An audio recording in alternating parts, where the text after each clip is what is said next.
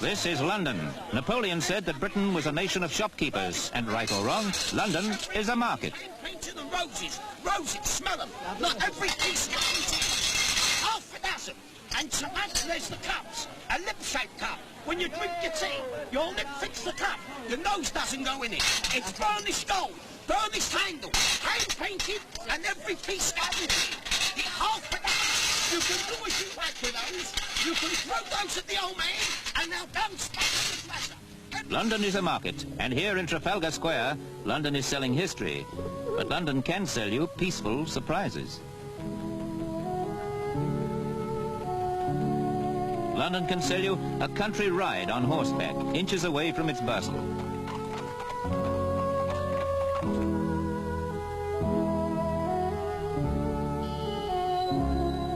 London can sell you a sense of idyllic remoteness right at the heart of things. And in fact, slap on one of those bus routes that take you back to the towers and spires and the sounds you recognize.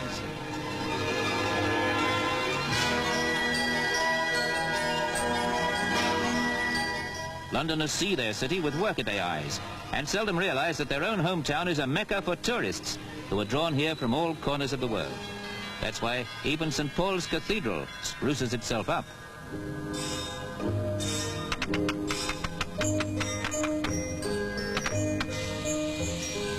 Oranges and lemons say the bells of St. Clement. I owe you 5 farthings, say the bells of St. Martin's. Well, will you play me? London's not just a market today, it's a supermarket. And even its most venerable buildings with a wash and brush up are acquiring something of a snazzy new look to keep up with all the new commodities on show. But the storeholders in this open-air bazaar have never lost sight of the fact that their main selling line will always be tradition, as you see it in the Lord Mayor's show.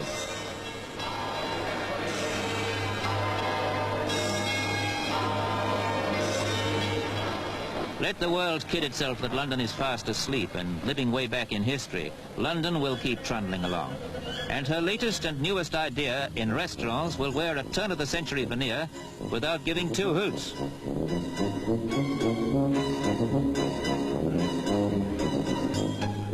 Here in Bishopsgate, they've gathered together the whole history of early motoring. And not sold it, but given it away as the decor, with a menu combining modern dishes with old-world nostalgia.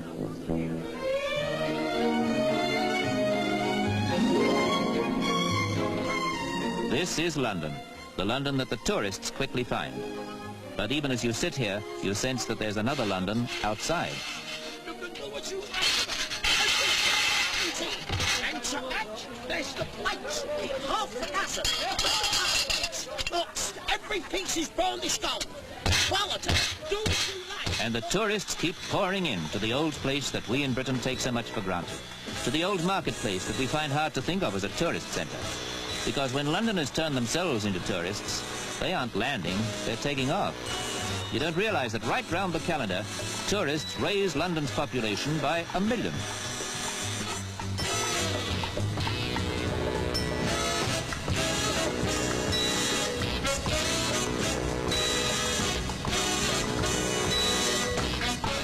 Every day, the crowds come to see the Horse Guards. The show is colourful and free. The surprising thing is how few Londoners themselves ever see it.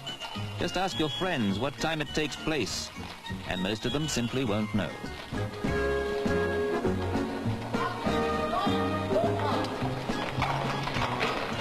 This is the glittering giveaway sort of ceremony that you won't find in any other market.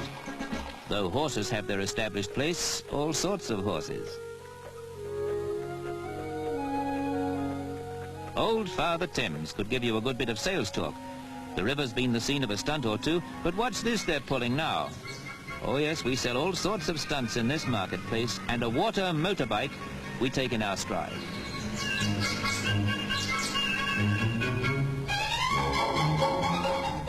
But it can't be the River Thames that attracts tourists by the tens of thousands.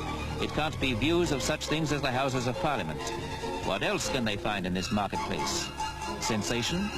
But of course, London's got sensation to sell as well as everything else.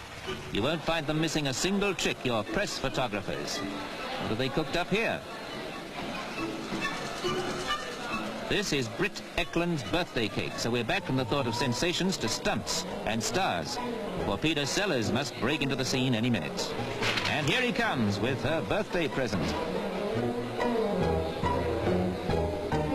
But in London, if you're lucky, you can see stars like Frank Ifield in public. We're in Fleet Street, where you meet the top journalists and their raw material.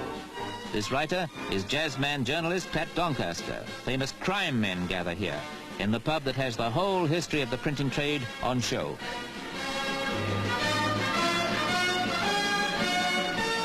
You stand your beer on upside-down printing blocks if you're a sports editor like George Casey here, and for his convenience, the geography is put the printer's way round. London pubs, if you pick them right, tell you the whole of London's social history. Here Gilbert and Sullivan come alive.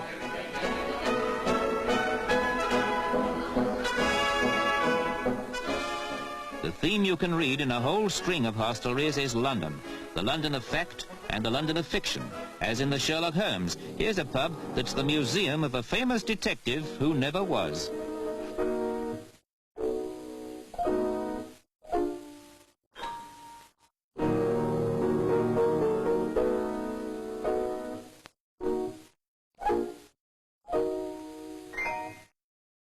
The Hound of the Baskervilles, fiction, and a gay dog of real life.